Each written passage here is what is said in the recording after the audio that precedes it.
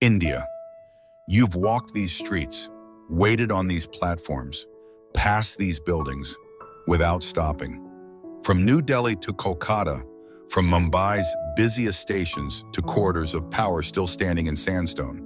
This is a journey across India's most iconic landmarks, not as frozen monuments, but as living places, still in use, still evolving. Almost all the landmarks on this journey were built by the British during colonial rule, designed for their own purposes, to govern, to control, to display authority, and to administer an empire. What makes them fascinating today is not how they were built, but what India chose to do with them after independence. History does not disappear, it lingers, often unnoticed, in stone and marble, in corridors and courtyards, in buildings where power once spoke a very different language. Sometimes history is rebuilt, sometimes it is reclaimed, and sometimes it is quietly given a new meaning. On Kolonial Virtual Earthscape, where adventure is reimagined, this journey does not begin in a textbook or a museum label. It begins in places we can still visit and still walk through. This film is not about colonialism. It is about what India chose to do after it. 1. Samvidhan Sadan, New Delhi. Power redefined. If you've ever walked past this circular building in central New Delhi, you may not realize how many lives it has lived. Completed in the early 20th century as the council house, it was designed to embody imperial authority. Its symmetry, scale, and sandstone conveyed permanence, authority without popular representation. Yet history had other plans. Renamed, not erased, it now stands as Samvidhan Sadan, the House of the Constitution, shaped by debate, disagreement, compromise, and hope. Nothing dramatic was demolished. No stone disowned its past. Instead, meaning shifted. At the heart of this transformation lies the Central Hall. Originally conceived as a shared library and meeting space, the Central Hall later became the center of India's constitutional journey.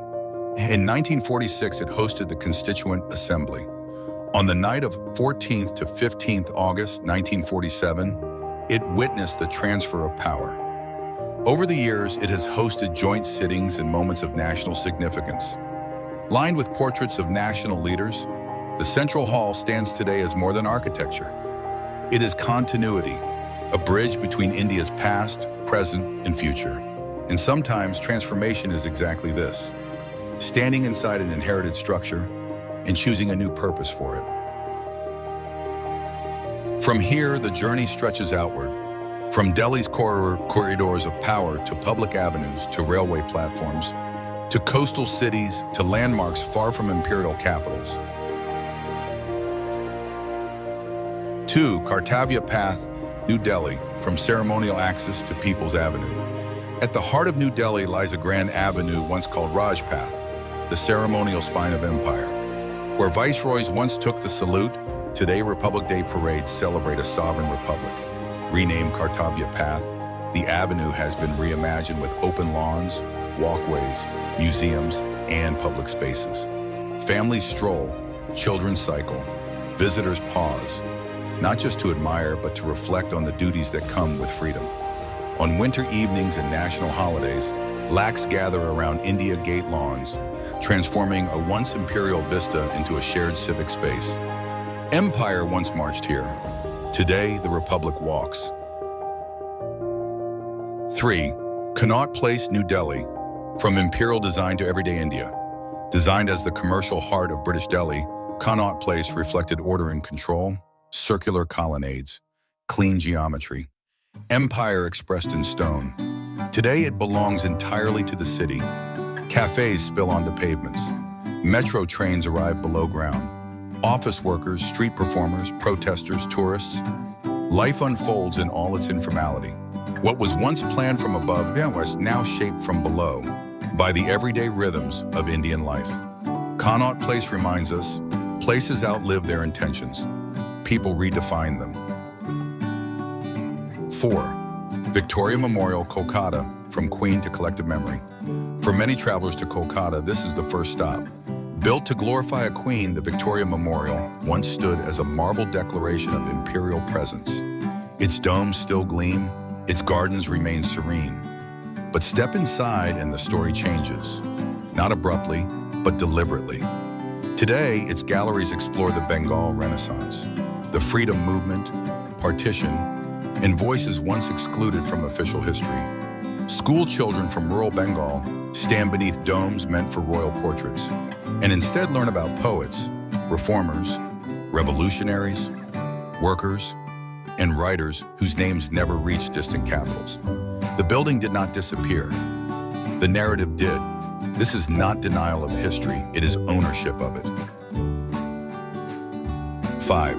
Chhatrapati Shivaji Maharaj Terminus, Mumbai. A national rhythm. If you've ever caught a local train in Mumbai, you've passed through this story.